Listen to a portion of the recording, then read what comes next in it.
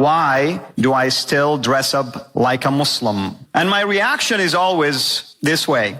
Are you telling me all Muslims in the world dress up like this? Because this is news to me. I've never seen a Muslim in Indonesia dress up like this, or a Muslim in Kazakhstan dress up like this, or a Muslim in other parts of the world. So I have to really correct people and let them know this is my Saudi dress.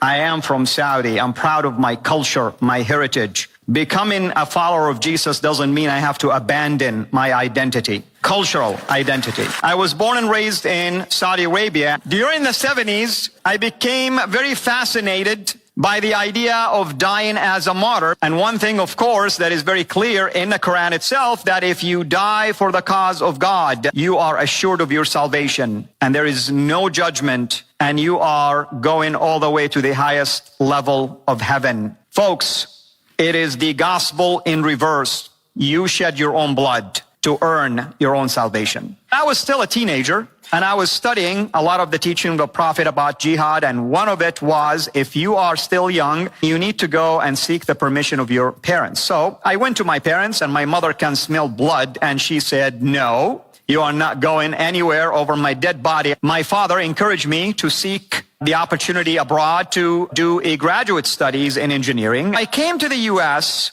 with a deadly misunderstanding, thinking that everyone in the U.S. is a Christian. They're misled.